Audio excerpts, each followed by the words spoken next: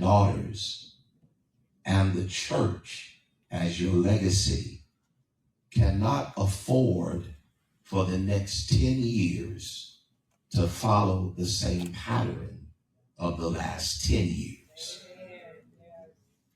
This perilous pattern, where in recent years, sons not tested, not vetted, not proven, not persecuted, not prepared, have hijacked the bishopric and violated God's spiritual order of apostolic succession by bypassing the necessary process of submission to an apostolic father before laying claim to apostolic succession without being anointed or affirmed by one of the fathers.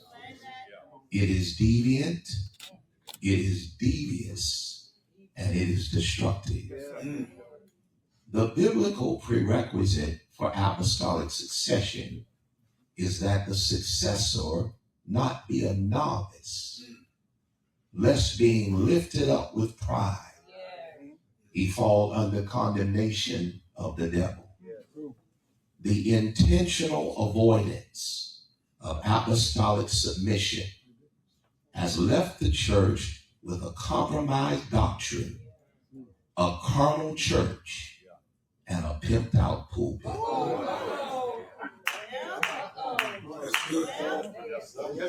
No matter how intellectual, how gifted, how articulate, how educated, how affluent and anointed they may be, sons need fathers.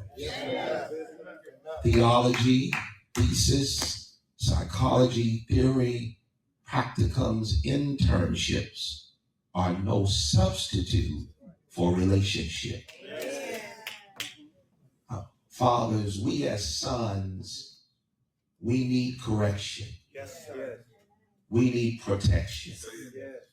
We need direction. My earnest appeal this evening to our apostolic fathers is that you please do not take your mantles to the grave, as so many others have done. Your wisdom, your knowledge, your experience, your testimonies must be documented and imparted to the next generation.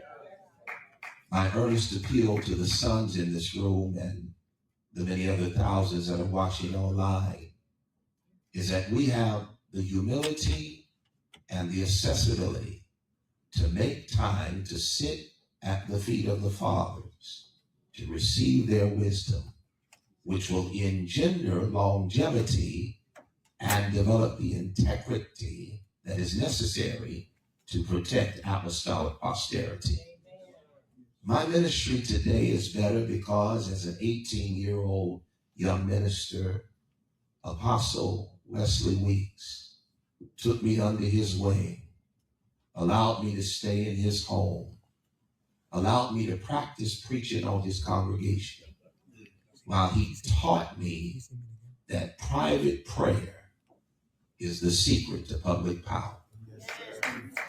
My ministry is better today because as a 19-year-old evangelist, Bishop David Ellis saw I was starstruck when I walked in the magnificent sanctuary of Greater Grace Temple and saw 3,000 people sitting in the auditorium. He looked at me and saw something he didn't like. We sat down in the pulpit, and while the choir was singing, he tapped me and said, "Shawn, let's go for a walk." This is while service is going on.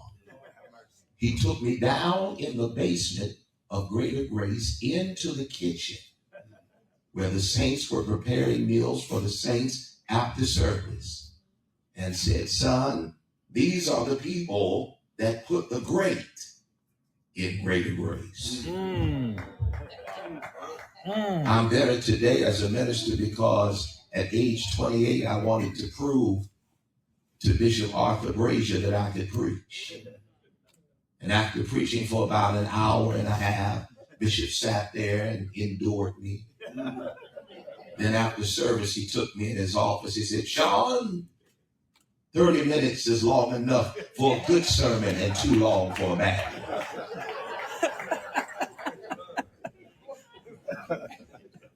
I'm a better minister today because the first time I was invited to preach at the ABSA Council in Indiana, I was 22 years old, and the council was at my home church, Christ Church.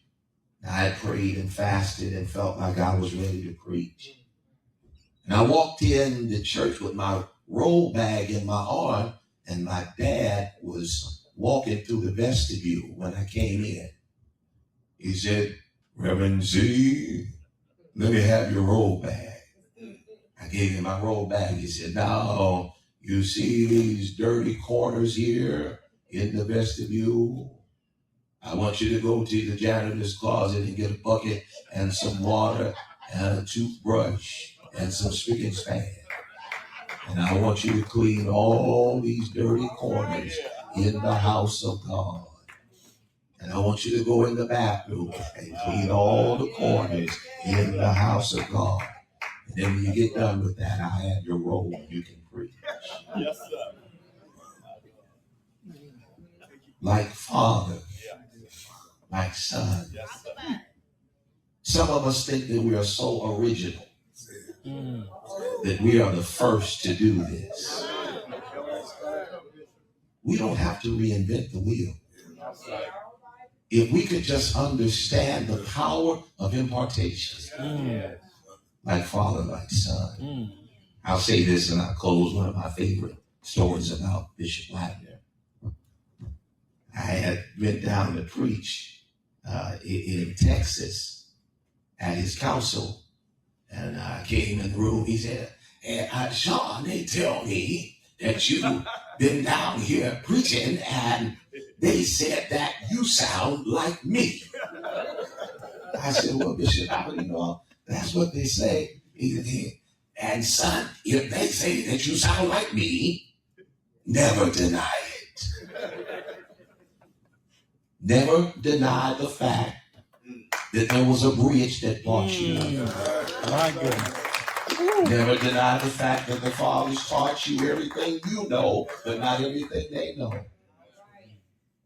And if we do this, we will unify all generations, will honor the fathers of the faith, and will protect the integrity of the apostolic doctrine.